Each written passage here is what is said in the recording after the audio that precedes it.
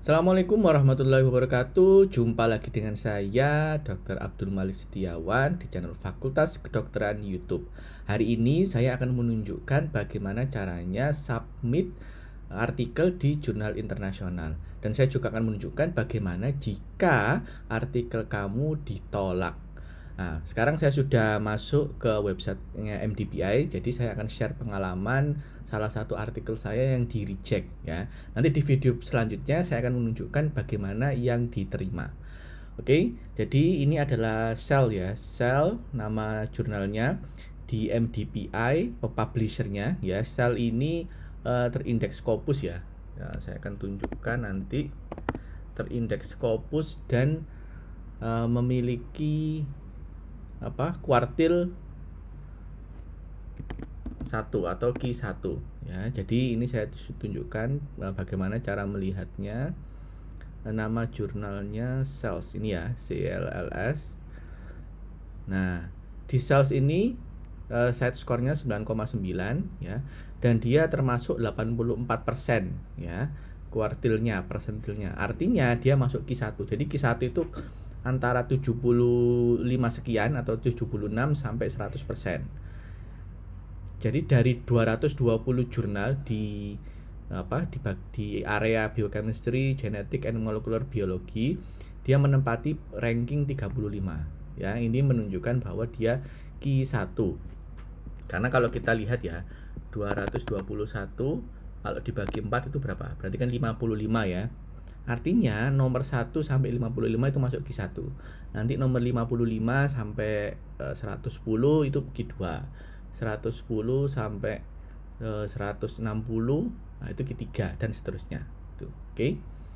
Nah, yang pertama kita tentu harus membaca ini ya, skupnya dulu ya. Skupnya ini apa ya? Nah, ini skupnya lebih ke genetik dan molekuler ya. Dia umum. Artikel saya ini review tentang stem cells ya. Nah, terus kita ketika mau submit, nah ini sudah ditunjukkan yang paling besar ini ya, submit to cells. Lalu kita login ya. Login ini bisa dengan register ya, dengan email dan password, atau login dengan ORCID ID ya. Ini saya sudah punya ORCID ID ya. Lalu langsung saya sign in. Oke. Nah, ketika kita login nanti masuk ke dashboardnya. Jadi MDPI ini punya yang namanya Susi ya. Susi ini platform ya, platform submit artikel ya. Nah, kalau kita mau submit, nah ini apakah kamu sudah menggunakan jurnal template? Artinya manuskrip kalian sudah didesain seperti template-nya atau belum ya. Kalau sudah ya yes, lalu kalian klik ya. Tapi saya tidak akan menunjukkan ini. Saya akan menunjukkan manuskrip yang sudah saya submit di sini. Oke. Nah, ini incomplete 0, underposing 0, rejected ya, rejected or withdrawn. Archive 1. Kita klik sini ya. Oke, jadi ini manuskrip saya ya. Ini saya submit di bulan Juli ya. Dan sudah di reject. Kita buka ya. Nah, artikel ini sudah saya submit ulang di jurnal yang lain milik MDPI juga, yang kuartilnya kuartil 3 dan sudah diterima dan sudah publish ya. Oke. Jadi ini menunjukkan bahwa memang MDPI ini bukan jurnal predator ya. Dia jurnal yang memang bagus, cuma ya ketika kalian pernah dengar gosip bahwa MDPI predator itu bukan predatory ya. Tapi dia mencharge biaya yang tinggi. Itu yang dipermasalahkan banyak orang. Oke. Nah, tapi kalau secara sistem, secara SOP dia benar-benar bagus ya. Artinya ketika artikel kurang layak ya akan di reject. Contohnya adalah artikel saya ini ya.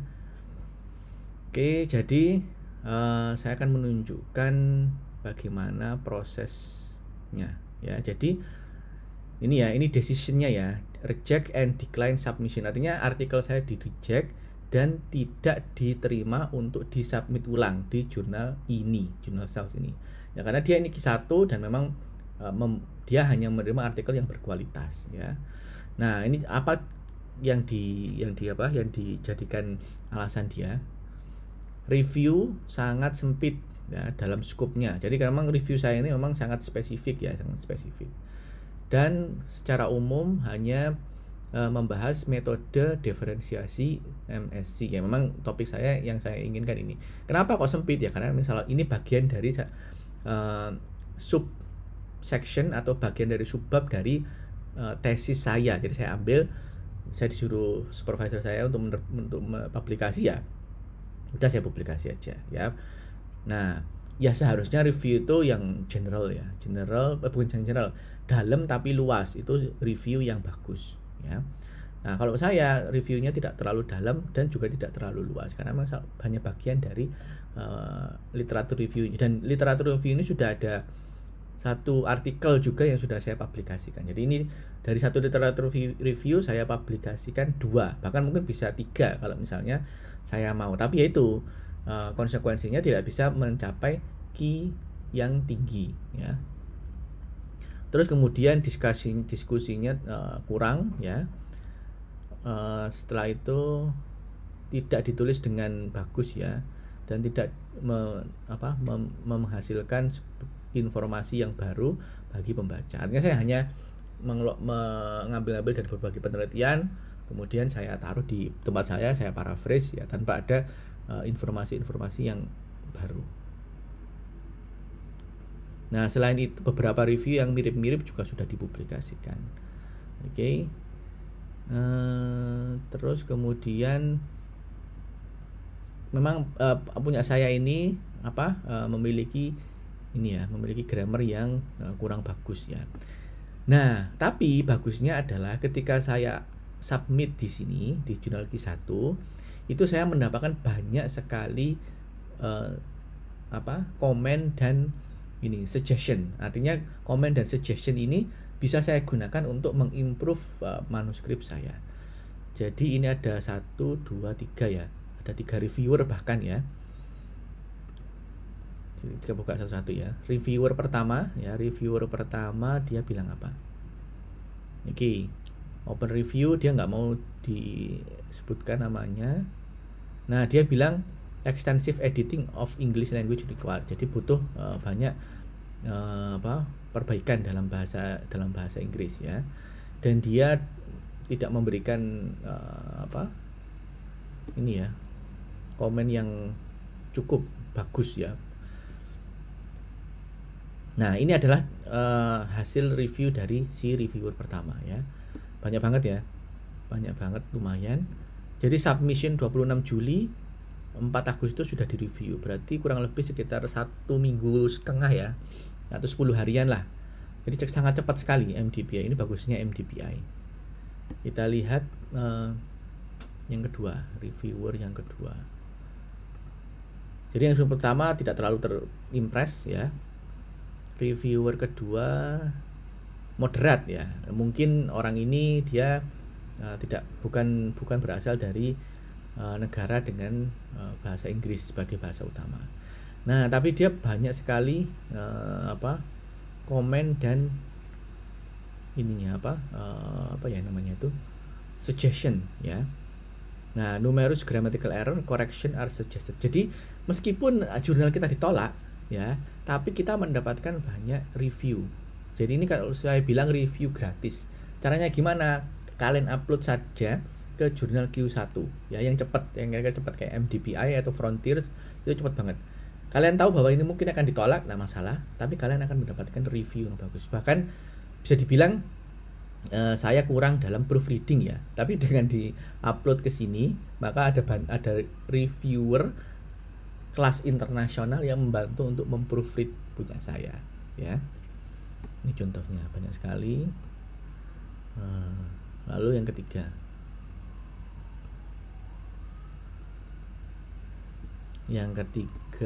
ini I would like to sign my review report. Jadi dia mau namanya dimasukkan. Terus dia bukan dari orang yang memiliki bahasa Inggris sebagai bahasa sehari-hari. Untuk untuk persepsinya dia terhadap artikel saya ini ya standar ya, medium. Nah, dia tidak terlalu banyak comment ya, this paper quite general, the author should consider why a reader would choose to read this paper that already many papers similar. Jadi dia menganggap artikel saya terlalu general dan umum. It needs to make a paper more specific. Dia malah pingin artikelnya lebih spesifik dan menarik ya. Oke. Jadi kalau yang nomor 3 ini dia tidak memberikan saran ya, tidak memberikan saran, dia hanya mungkin ya menolak lah. Menolak. Jadi proses bagaimana artikel kita diterima itu, editor itu kemudian memberikan artikel kita ke reviewer, dan reviewer ini akan memberikan saran kepada kita dan kepada si editor. Jadi selain memberikan saran ke kita, si reviewer 3 ini pasti akan memberikan komen ke editornya. Misalnya artikel ini tidak layak, tapi dia tidak disebutkan di sini. Jadi editor yang tahu saran yang spesifik tersebut. Dan dari 3 ini ya hasilnya ditolak ya. Kalau misalnya tidak ditolak, IPC-nya itu termasuk mahal sekali ya, 2.700 CHF itu sekitar ya 40 jutaan lah, 40 juta untuk sebuah review di jurnal Q1 ya. Dan ini sebenarnya ya yang membuat MDPI dianggap sebagai predatory ya. Tapi secara SOP, secara mekanisme kerja sebenarnya tidak ya, karena dia benar-benar melakukan review secara fair ya, dan saya akui memang artikel saya juga tidak terlalu bagus dan dia akan mereject ya. Oke, dan alhamdulillahnya kemudian MDPI memberikan memberikan saran ya untuk mengupload di jurnal dia yang lain yang Q-nya lebih rendah ya. Ini saya kemudian diberi saran di CIMB ya namanya, current current in molecular biology. Jurnal yang ini itu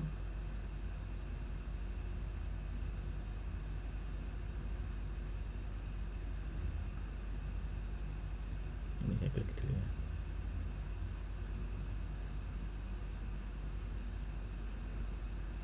Current issue in molecular biology. Ini Q3 ya, Q3 dengan APC sekitar 2.200, tapi kemudian didiskon menjadi 1.700. 1.700 ini sekitar 30 juta ya. Jadi masih mahal untuk sebuah artikel review ya di Q3, memang sangat mahal ya. Nah, tapi dia secara SOP dia tetap menggunakan SOP yang bagus. Jadi ada 2 reviewer, kebetulan saya, terus ada 2 kali round ya. Jadi ada dua-duanya ini memberikan saran ya. Jadi artikel saya yang sudah saya revisi berdasarkan yang tadi Cells, kemudian saya gunakan untuk merevisi ini. Dan ini banyak sekali ya, masih tetap banyak saran-saran revisinya ya. Jadi saya upload di 17 September, kemudian di review yang pertama tanggal 27 September ya, sekitar 10 hari ya. 10 hari. Kemudian yang review kedua setelah saya perbaiki dia langsung menerima ya. Ini 25 Oktober ya. Jadi sekitar kalau saya nggak salah saya upload awal Oktober ya, minggu kedua Oktober. Kurang lebih sama 10 hari ya, 10 hari, dan juga sekarang sudah di accept ya, sudah di accept. Nah, ini contohnya. Dan dia sudah publish ya, dia sudah publish di websitenya MDPI ya, Differentiation of Human Mesenchymal Stem Cell into Current Progress ya, ini nama saya ya. Submissionnya 17 September, direvisi 13 November, selesai direvisi 2 kali dan diterima tanggal 17, accepted, publish tanggal 21 November. Jadi kurang lebih hanya 2 bulan ya, hanya 2 bulan sudah publish. Jadi ya inilah memang yang namanya ada uang ada barang ya. Artinya kalau misalnya kamu pingin artikelmu itu segera di review, segera direvisi, memang butuh biaya. Kalau kita upload di jurnal yang mungkin berasal dari universitas, lembaga penelitian, memang dia akan lebih murah ya, akan lebih murah. Tapi proses review sampai publikasi itu sangat lama, bisa sampai mungkin 6 bulan, bahkan sampai 1 tahun ya. Memang lebih murah tapi lebih lama. Tapi kalau masalah kualitas saya kira tidak berada bedanya ya. Jadi MDPI ini juga tetap mengirimkan artikel kita ke reviewer. Cuma kalau jurnal-jurnal yang semakin tinggi Q-nya ya tentu proses reviewnya akan semakin longgar ya. Kenapa? Karena ketika jurnal Q1 itu tulisan-tulisan yang ada di situ pasti tulisan-tulisan yang bagus. Sehingga kalau tulisan kita tidak terlalu bagus, kita upload di sana, maka tidak akan diterima ya, karena dia tidak mau menurunkan standar atau kualitas dari artikel yang diupload di jurnal tersebut ya. Dan mereka biasanya akan memberikan alternatif. Ini saya punya jurnal yang Q-nya lebih rendah, kamu bisa upload di situ. Oke, jadi itu ya, sekian review saya tentang bagaimana kalian mensubmit jurnal terutama di jurnal-jurnal MDPI dan bagaimana contoh ketika ditolak dan diterima. Oke, terima kasih atas perhatiannya. Bye.